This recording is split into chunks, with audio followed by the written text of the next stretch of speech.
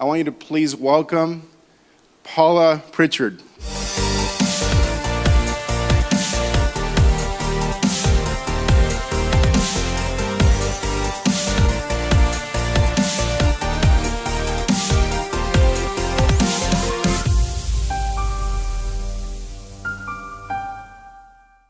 Anyway, welcome for being here. I know many of you probably don't know of me or know me because I have to tell you, a number of these speakers I'm not even familiar with. And when they asked me to speak here with you, the first thing I said was no, because I imagined that from the direction I could see that most of the people here would probably be in their 20s with computers in front of them, not really wanting to hear from someone like me on how to build a business offline.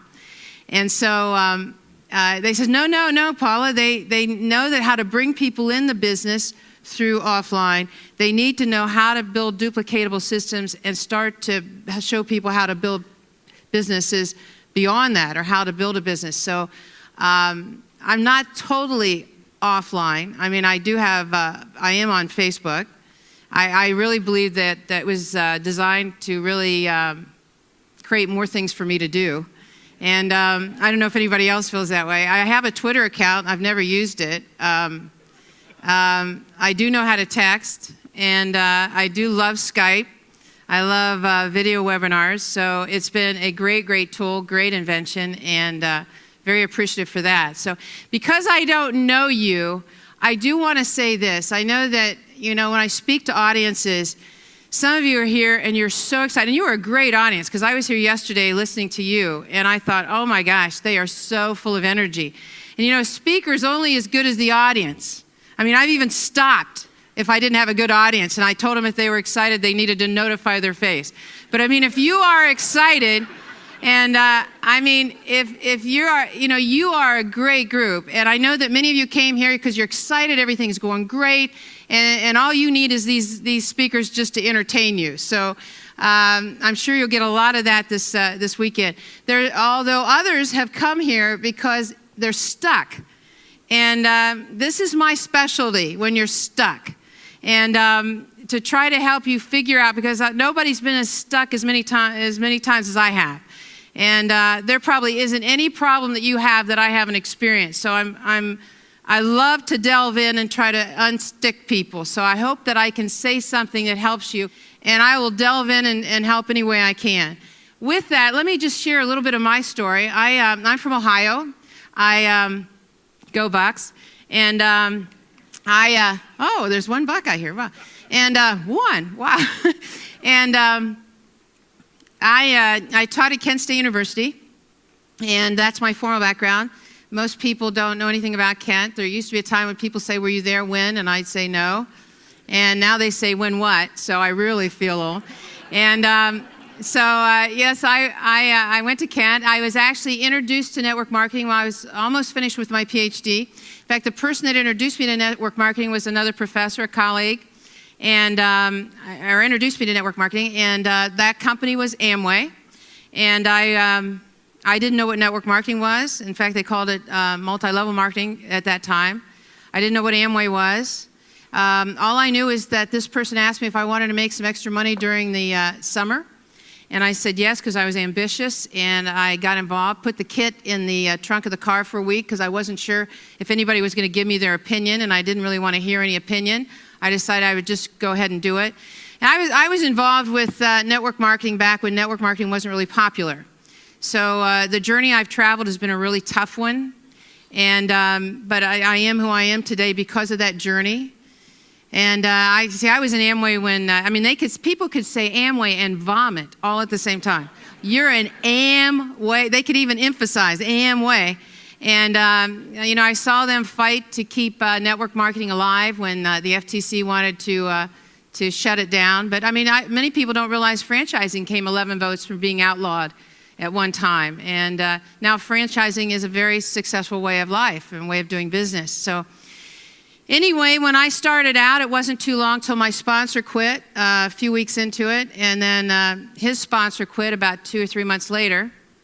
And then my third upline was a professor who was very arrogant, somebody I didn't really want to work with. And then the next person up, 4 up from me, was he was an insurance salesman, and they didn't know ADD then, but I'm sure he had it. And so I ended up working with a guy that was 5 levels up from me. Now I want you to understand something. Some of your greatest success, some of your strongest people will come from depth. You know, I happen to be a seeker. I happen to be someone who climbed up the ladder to try to get help. Not everyone will do that, and so sometimes you have to reach down and let them know you're there. But needless to say, being the teacher I am, I tried to reinvent the wheel. In the first 15 months, I went nowhere. And what was so frustrating was the people who would pass me up, who had less skill, less knowledge, less know-how, but they just followed what they were told and they did it. And so, you know, about that 15th month was a turning point for me. You know, I felt I was going to do it. I felt I could go to the top. I was trying to reach a goal, and for some reason my group went to sleep. I don't know if anybody's had that happen to you, but my group went to sleep, and I was debating on quitting. And you know, I'm a big believer now that if you haven't wanted to quit about every other month, something's wrong. You're not really working hard enough. And back then, I wanted to quit a lot, all the time. And I'll never forget, I was sitting in front of Dunkin' Donuts, and you know, you have these moments in your life that are real turning points. And I was sitting in front of Dunkin' Donuts, and I was wallowing in my, you know, having like a pity party for myself. And I can remember looking in the rearview mirror and deciding I could never look at myself as a failure. And so I decided I was going to do this business, but I was going to be different. And I went to every training I could go to. I took notes. I would attach a tape recorder to the end of my hand, and I would tape everything. And, you know, I learned a long time ago to follow the person who is where you want to be. And so I would follow that person everywhere they went. If they were speaking to a group of people, I'd stick my hand in there. And, you know, even if they were, I'd then go home and transcribe the tape. Even if they were talking where to go to dinner, I felt one sentence could change my business. So you might come here this weekend, and you might think, gee, I haven't gotten anything yet. And I always say, well, what did you bring to put it in? Even if it's a notepad. You know, you've got to pick up one sentence can change your business. That time when I was really depressed, the one thing that was said to me by this upline is he said, Paula, if your group doesn't excite you, you have the wrong group. And I'll never forget sitting there thinking, what does he mean, the wrong group? I spent 15 months getting this group. How can this be the wrong group? And if I go and do it again, how will I know if it's the right group? Isn't that I thought, what a stupid statement. And then the more I thought about it, I thought, excite me? What does he mean, excite me? I'm exciting them. All I do is call them up. You got to get this meeting, got to get this meeting, got to get there. Come on, you can do it, you can do it, you can do it. And I get them up, pumped up for about a day or two, and then they're back down again. And so, but you know, that sentence changed everything. And I understood it later, because what happened is I made a decision that I was going to do this thing.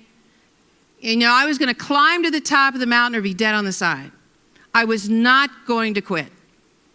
And so I started out, and I thought I was committed, but I started out with a different attitude.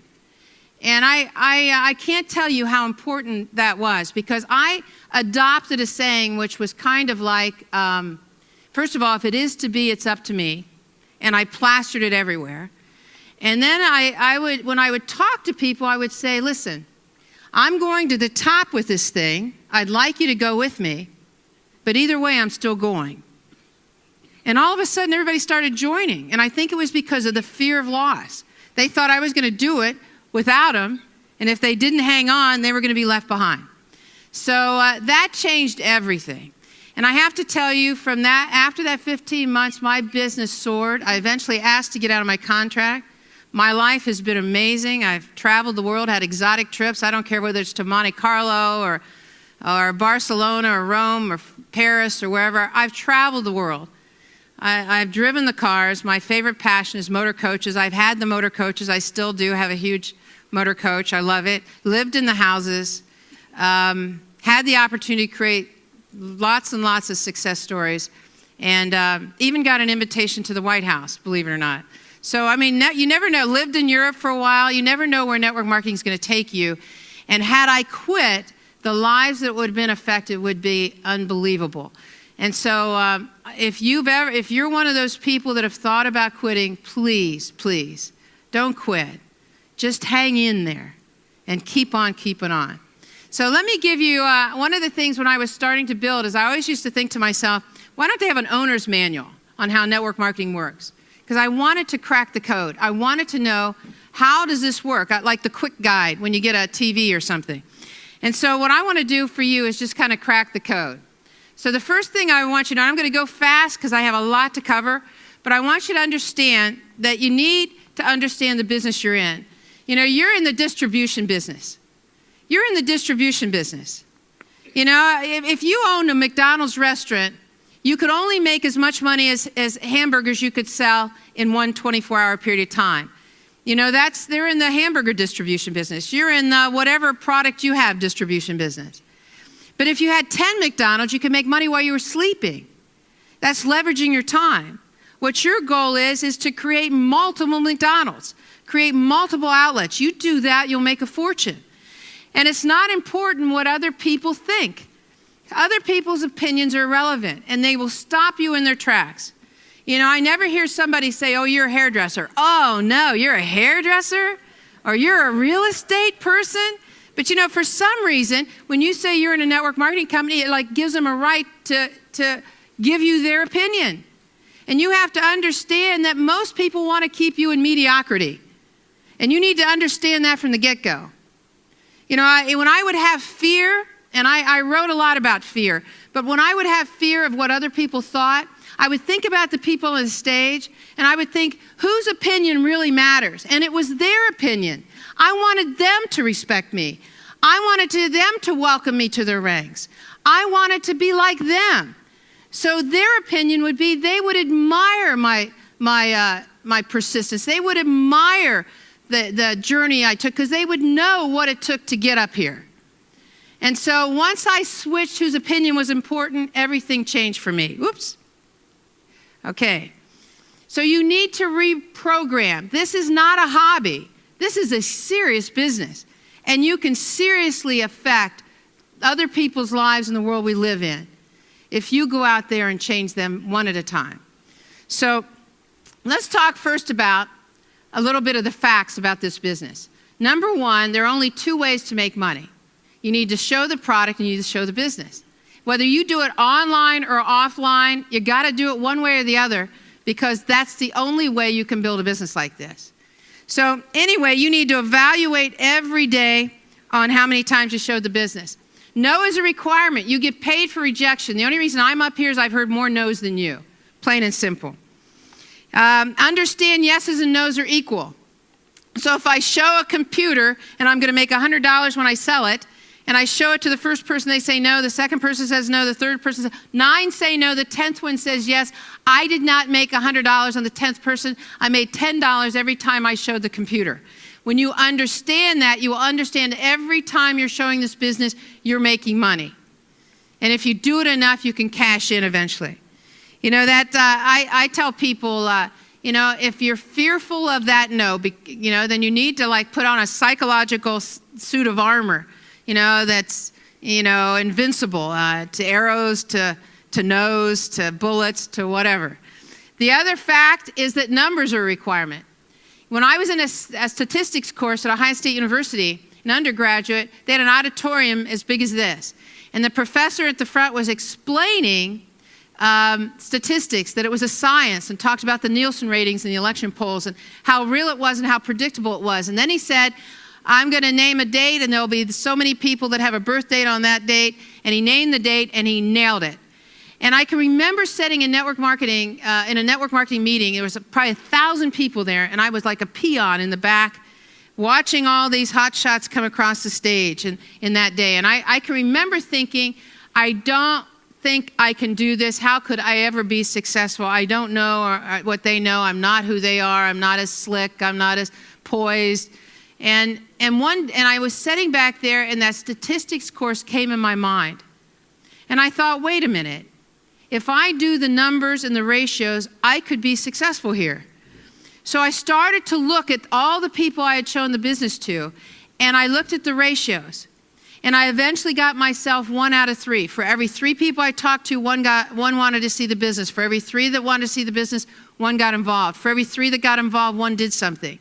So all of a sudden, I could start to control my numbers and create my own success. And when I figured it out and I cracked that code and I was on the stage, all I wanted to do is tell everyone in the audience what the secret was, which in my opinion, the secret to success in network marketing is understanding the numbers and pushing through your own numbers. And then last of all, to know that the highest paid skills are recruiting and promoting. You know, I've analyzed a lot of people in network marketing, some of the top earners, and I'm going to tell you, some of the top earners are not the best presenters. Some of the top earners are not even the best trainers. But boy, are they good at recruiting. And they are specifically good at the invitation. So if you're going to learn recruiting, and I know how to learn, I went to school forever. If you can learn and study the invitation, you can be a master in this business. I'm going to touch on the invitation in a minute. The other one, the highest paid, least understood skill is promoting. Getting you to this event was a task of promoting. And I'm going to tell you, Ray and Fernie did a great job. And I mean, that's a skill. But if you know, I can't tell you how many times I've sponsored people, I couldn't get them off square one, but I got them to an event so they could hear someone like you. And it turned them around. Had I not promoted the event, they wouldn't have been there. Let's talk about recruiting. Okay, 80% of recruiting is in preparation. And I'm going to put these 4 things up here because I want you to understand it's learning the skills. If this is a serious business, you need to learn it. This is not like the real world where you go to college, you study, you take a test, eventually you graduate, you get a degree, and then somebody hires you. We have a lot of learned, broke people in network marketing because they came to a lot of trainings, took the notes, and did nothing because they were conditioned to learn and everything was going to happen for them. So let me explain something. If you were going to learn how to play ice hockey, you go out there, you fall a few times, get up a few times. Eventually, you start to have confidence in what you were doing because you did it enough. You'd start to develop the skill. You'd start to have some belief in yourself. And then that confidence would show in posture. Posture is the way you carry yourself. When I understood how important posture was, I pretended that I was the president of the Chase Manhattan Bank. And I would say, okay, how would the president walk, talk, dress, shake hands? How would they lean back versus leaning forward? How would they present themselves? And you know, it was almost like I could have won an Academy Award because of that acting job. But eventually it became me. And then goals. You know, people used to say, Paula, put your goals on a refrigerator. Put your goals on the mirror. But you know, when you don't reach them, it's just as easy to take them down as it was to put them up. You need to internalize your goals. What is it that you want? Internalize it. How is it not getting the car, but how will it feel when you drive it? How's it going to feel when you pull up in the driveway of those people that told you it wouldn't work? How's it going to feel when you get the keys to that new house and you open the door and you tell the kids to go pick their own room? How are you going to feel? And you know, all those no's that you get that kind of set you back, I want you to understand when you're on these trips and when you're driving those cars, it's hard to remember their names. So, and then as far as vision, you just need to work on that. Well, thank you. You know, vision is one of those things that, you know, when you tell the business story, it all has to do with what the vision is up here. If you have a teeny-weeny vision, you're going to tell a teeny-weeny story. You know, if you have a big vision, you're going to tell a big story. So you need to get that right. You know, this is part of your preparation. If you think you're going to go out there without being prepared and just go out and hit it and be successful, you're in for a rude awakening. The process is really only 20%. And, you know, getting your contacts is a flowing thing. You're constantly meeting contacts. You're constantly pulling in contacts from all different sources, whether it's from ads, whether it's from direct mail, whether it's from the internet, whether it's from Facebook, whether it's just going out and meeting people. You're constantly filling that funnel. I love that concept. And, You know, it's ever flowing because I want you to understand people right now need a solution.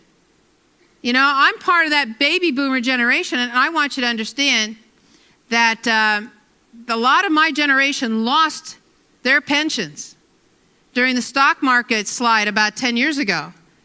And some of them think they're not going to retire at 65, they have to wait till 85. And you know, if they wait and hold those jobs, the younger generation can't move up into those jobs. They have to find other solutions. So, I mean, there are people out there that need a solution. Keep a running list. Now, on your computer, wherever, you know, just keep a running list and constantly be adding to it. And that's one of the things that I've done really well, because I'm going down there. I want you to know that when I go through, I'm constantly updating and adding to who I've talked to, who I've got, you know, in different phases of the pipeline, looking at different parts of the business. Non-issues, I want to talk about non-issues for a second. You know, one of the things I hate about people's opinion in network marketing is that you have to talk to your family and friends. I never talked to my family and friends. Are you kidding? They didn't qualify. A number of them. They didn't. And so people think, well, when you do it offline, you're talking to family and friends. You know, 10 years ago, I bought internet leads. I was never good at ads. I hated it. I hated direct mail. I hated ads. I wasn't good at leads on network marketing. I figured I should come here. Maybe I always like to stay current. Maybe there's ways I can get better at this Facebook thing. But at the end of the day, I managed to talk to people. And I wasn't always, necessarily outgoing. I would just listen. I'm good at listening. And when people would tell me what their wants were or what their hopes and dreams were, I would listen. And then I would come back with a solution. Warm and cold, that's all kind of a crazy thing. I mean, even when I meet people, the goal is to move them to the warm. Whether I meet them online, whether I would meet them through Facebook, whether I'd meet them face-to-face, is to move them in that direction. Focus on qualifications. You know, understand that only 50% of the population are available to you. Only 50% of the population are hardwired to be entrepreneurs. And I will remind you that the other 50%, those 50% that aren't, a lot of them get in your business anyway, and they drive you crazy. So 50%. So I'm looking for people who are entrepreneur-driven, people who want to own their own business. I'm looking for people who meet a qualification. They're self-starters. They're ambitious. They're positive. I was on the phone yesterday doing a three-way with a guy, and he was talking about selling, how good it was at selling, and he just couldn't get beyond the fact that, I'm not trying to get money out of people's pocket. I'm trying to put money in people's pocket. It's a whole different concept. So me drawing people to me who want money in their pocket is a lot easier than me going out and trying to sell things. So, I said to him, if I was going to build a restaurant and I was bringing on 5 partners, I'd want those 5 partners to have restaurant experience, either ran a restaurant, worked in a restaurant, cooked in a restaurant, ran employees. If they didn't have restaurant experience, had business experience, knew how to run a business, or I had marketing skills so we could market our restaurant. I wouldn't go to my neighbor and say, I need you as my partner in my restaurant. So why do we do that in network marketing? They used to teach years ago the 3-foot rule. And they used to also teach, if they fogged a mirror, that's the one you want. That's not how I build it. I'm looking for people who qualify. So I have to ask a number of questions. So let me, when you do your invitation, whether online or offline, I want to say, the invitation, as far as I'm concerned, is the gold mine. You master the invitation, you can be wealthy. And whether you master it online or offline, it doesn't matter. You master it and create the curiosity, you are home free. So I wanted to share with you just a couple things that I do. I'm going to give you a couple invitations. I try to focus on people's wants and solutions to things in their life. And the reason I do that is because I know that people are more concerned about themselves than they are me. They're more concerned about themselves and their family than anything else. So I need to appeal to that. Sometimes people run up and say, hey, I found a way we can make a lot of money. But you're leaving things to chance. What if that day they're their son put a ball through somebody's glass window, and next thing, or let the dog out, and next thing, did something that the dog bit somebody. Now they've got problems, or maybe they had a big leak in their house that their insurance won't cover, and now they got to pay. And you say money, and all they're thinking about, I've got to put the money towards that, when in reality, what they really wanted was a sports car, or what they really wanted was to travel more. So I always go for that sports car. I always go for the travel. I always go, if they hate their job, then I've got a solution, a way to get out of it. So I created, years ago, I used to have a stack of invitations. When you were in Amway, it was quite an education.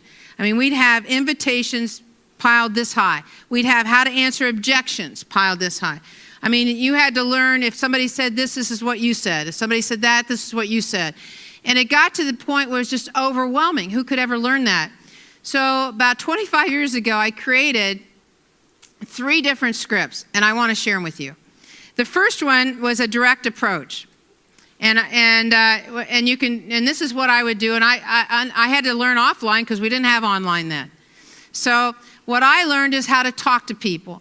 And who I am today is because of that education. And I have to tell you, you could drop me in any city in this country where I know no one, and I could build a business because of that education. So direct was pretty much simply this: I wanted this person. So I had 4 steps I went through, and I want to share those 4 with you. The first one's called intro. The second one's called want. The third one's called lock in. And the fourth one's called close. And you can teach this because you have got to build a duplicatable system. When you bring people on board, through the internet or not through the internet, you have got to have a duplicatable system that they can follow. Because I want you to understand, people are conditioned to be told what to do. Think about it. From the time you're a kid, they told you when to put on your socks, brush your teeth, be down for breakfast, go to school, what classes to attend, when you could have recess, when you could have break, when you could go home. Even when you had a job, they told you the same thing. This is when you come to work, this is when you leave, this is when you have a coffee break, this is when you can go on vacation, this is how long you can be gone. And then all of a sudden they get in network marketing and somebody says, you're in business for yourself, isn't that great? And they don't know what to do. So they need systems, they need to be told what to do. So what I did in this is I created just a general direct invitation. I want that person. So if I know what it is they want, and I work that from my working list, I know what people's wants are. What's their hot button? Do they want out of their job? Do they want to scuba dive and they live in Ohio and they can't get very far because they only have a week's vacation? Or do they want do they want to get out of credit card debt? Do they want to pay off their home? So I would say to them on the intro, hi, this is Paula. I'm running out the door, or I only have a minute. And I did that for a specific reason. The reason I did it is because when I did that, if they start to ask me questions, I could get on and off the phone really quick. I'd say, I'd love to talk about that. That's what I want to get together for, but I have to be here, I have to be there. So the intro is critical. And I designed this because I knew that most people worked full-time jobs. And so when they'd come home, after they spent time with their family and had dinner, they'd only have maybe an hour to be on the phone. The idea was to get them on and off the phone within 3 minutes, to set appointments. So what I would do, again offline, what I would do is I would say, this is Paula, I've only got a minute. You told me you wanted this, you wanted out of your job. Were you serious or were you kidding around? That's the lock-in statement. And then I'd say, I think I got a way you can have it. I can't go into it now. When do you have some uninterrupted time we can talk? I want to run an idea past you. And I could do this to somebody I knew and somebody I didn't know.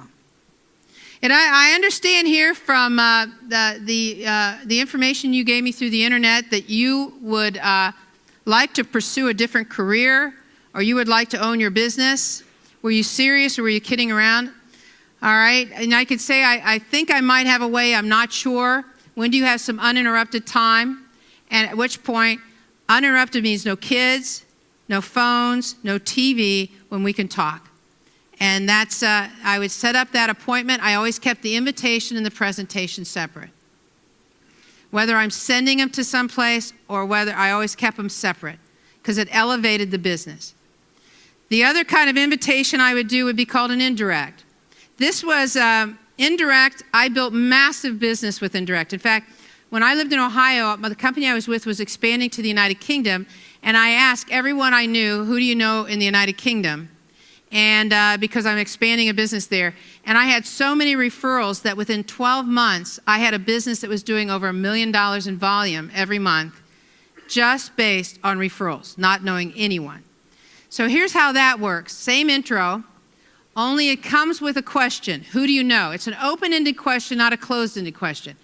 Open-ended is who do you know requires a name. Closed-ended is do you know anyone, which can be yes or no. So it's always who do you know. Hi, this is Paula. Listen, I've only got a minute. I called you for a reason. I'm expanding a business to Georgia or California or wherever. It could mean this much money, mean an extra $7,000 to $9,000 a month. Who do you know that would like to be in business for themselves? You'd be amazed how many people will say, well, how about me? Or would you consider expanding into Ohio or Florida, wherever I am? And I built massive businesses based on referral invitation. As far as the presentations, whether they're online or offline, and the follow-up, let me say something a little bit about the follow-up, probably more than anything, is, the invitation is your first ego risk, because the invitation is the first possible point you could get a no. Whereas the follow-up is your second ego risk, because that's the next place you could get a no. And I find there's a huge breakdown in the follow-up. So when I get back to people, and I used to make a joke about how people could put off asking for a yes or no, dragging it on forever. And understand this, and this is a very important point. How you invite somebody to see the business is their first training. So how you invite them, how you approach them, they're going to evaluate your business based on that. So if you're attacking them, if you're trying to coax and convince them, they're going to think, gee, I love that opportunity, but if I have to coax and convince people like this person's doing to me, if I have to sell other people on this like they're doing to me, I wouldn't want to do that, so I'm going to tell them no. And you'll never know that the real reason you got to know was the way you approach them. Did you have the posture? Were you sitting back? Were you interviewing them? Or were you selling them? If your opportunity is so great, why do you have to sell them? I used to talk years ago about when you go to a job interview, and you're probably a little nervous. You might want to look nice or practice a little bit what you think they're going to ask you at that interview. But I mean, if you were at a job interview and you knew it was a company you wanted, say a Fortune 500 company, and you wanted to work there, and then all of a sudden halfway through the interviewer climbs over the table, grabs you by the throat and says, please take this job, would it put you back? Sure it would. It would put you back because you'd say, gosh, what's wrong with the company? But we do that when we present. We either do it, we oversell on the phone, we oversell face-to-face. We need to assume a posture, take control, look for the qualifications. The difference between you and the people on the stage might be just the 6 inches between your ears. And the point on how they approach, how they hold themselves in their posture. So in the follow-up, I'm always trying to move it towards the close. What more information do you need to make a decision? What more information do you need to make a decision? It's the best one. I have tons of them, but that's the best one. Understand that duplication will determine if you build a walk-away income or an income dependent on your presence. I learned a long time ago that success was not how many times I was on the stage. Success was how many times my people were on the stage. If I can have as many people as possible on the stage and I can sit back there and just yell and cheer and hoop and holler for them, that's all I want to do. So, in order to do that, you need to put together duplicatable systems. Years ago I learned that I was reading an article that explained that only 1% of the population can be in business for themselves. 3% of the population can be in business for themselves with a supervisor. which means that 96% of the population cannot be in business for themselves. They need somebody to follow. They need a system to follow. They need somebody to tell them what to do. So, one of the reasons that I put tools together was to create duplicatable systems that my people could follow. So let me start here. Your goal is simply this: to help get them in, and your systems need to provide that. To help keep them in, because there will be times they want to quit, and then to help move them forward. So when you put duplicatable systems together, understand the reasons that you do that is because everything it's duplicable. But in network marketing, we call it duplicatable, even though there isn't a word like that. So I have to really work hard to say it right. But, we put them together to avoid confusion. We put them together to make it easy for people to learn. And also not only easy to learn, but easy to teach. And then we try to create systems that they can plug into. And we try to highlight them along the way while they're doing it. Plug-in systems would include your recruiting. Recruiting's changed so much. The presentation is so versatile. I mean, I can give somebody a CD. I can send them to my website. I can do a video presentation on the computer. There's so many ways to present the business now and so many ways to recruit. So it's expanded in so many directions, but we try to have systems that are duplicatable, whether they're belly to belly or whether they're long distance, or whether they're online or whether they're offline. You have the systems in place. And that's something that I've worked hard to create. Presentation, follow-up, call to action, all of those, you need to have duplicatable systems for all of it. Training and coaching, you need to have your training systems in place. I love training on webinars. I love that. I love the being on the video. I love Skype. Now with the iPad, you can walk around and you can just talk to them anywhere, whether I'm in my coach running the country or wherever. I can be face to face with that person and building relationships and glue, because I'm going to tell you that's the key to major success, is putting in the glue. And you've got to put in that glue. You've got to get face to face somehow. You've got to be in communication with them somehow. And so in your trainings, in your recognition, we have coaching calls, we do training calls, we do numerous coaching calls, we have leadership development that takes place in my business. I'm always on the phone with my leaders every Monday morning, and various leadership calls that I'll do even throughout the month. Events, whether you have online or offline, you need plenty of events, because if people have too long by themselves to think about wanting to quit, they probably will. And then you also need places for people to get recognized, because recognition is critical. I can remember one time I was in someone's living room and there was this little bowling trophy. It must have been about that high. And I was fortunate throughout my youth. I had a lot of trophies, a lot of success. And my first thought was, isn't that funny? And thank God I didn't say that. I said, oh, well, what is that? And they said, oh, it's a bowling trophy that I earned on a bowling team. It's the only recognition I've ever had in my life. And I was so excited when they did that to me. And it just hit me like a brick. My gosh. People, what is that Napoleon said? People will go to the ends of the earth for a blue ribbon. If you understand how important it is to matter, to be important. And this is a great vehicle for doing that. And finally, I want to talk just for a second here about two things that I think are critical to your success. One is decision. Indecision and indifference will kill you. I mean, indecision will keep you in a status quo. It will absolutely sabotage your business. And I tell people that indecision, for the most part, is your biggest enemy. In fact, I can remember years ago learning that indecision was the biggest cause of depression. So anytime I would ever start to feel down, I think to myself, what is it? What decision have I not made that has put me in this state? And the minute I would discover it and make a decision, everything would change.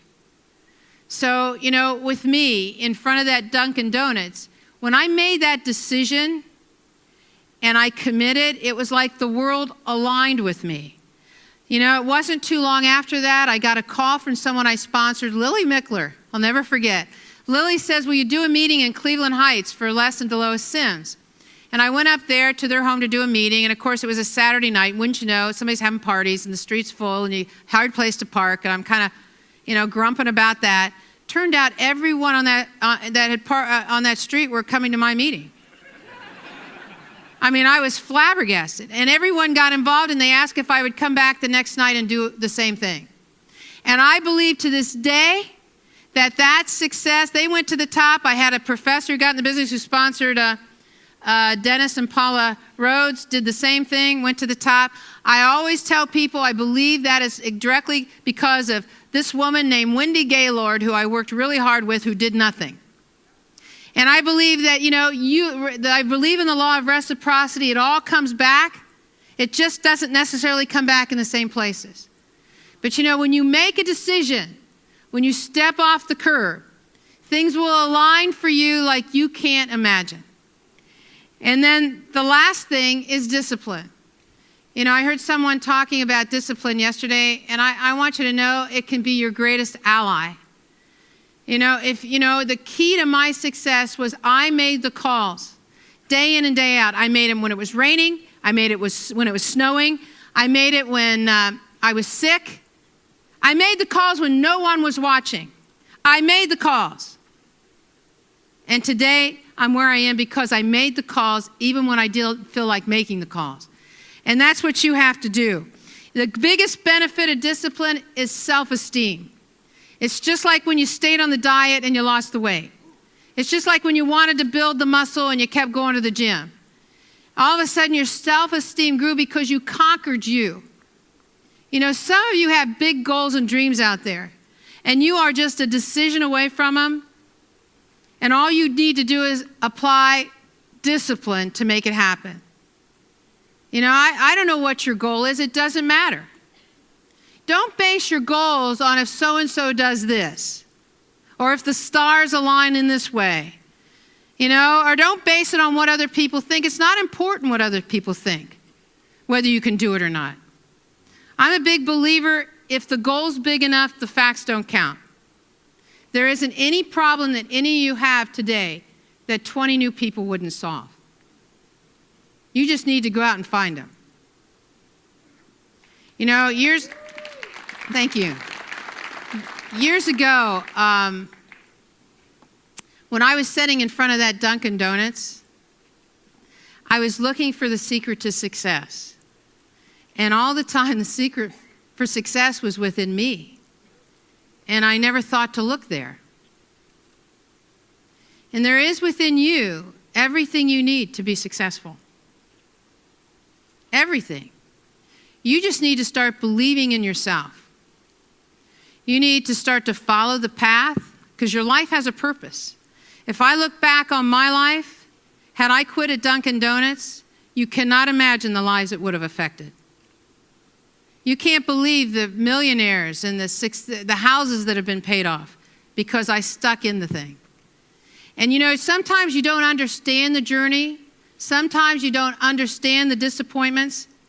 Sometimes you don't understand the pain that you're going through until you follow this path. And then when you get towards the end, you understand what the real reason was. And I'm going to tell you, you got a real path and a real reason. So go out there and change some lives. Thank you. For a free 10-day online recruiting bootcamp to dive deep into rejection-free sponsoring methods using the internet, click the link above or go directly to elitemarketingpro.com/go. I'll see you there.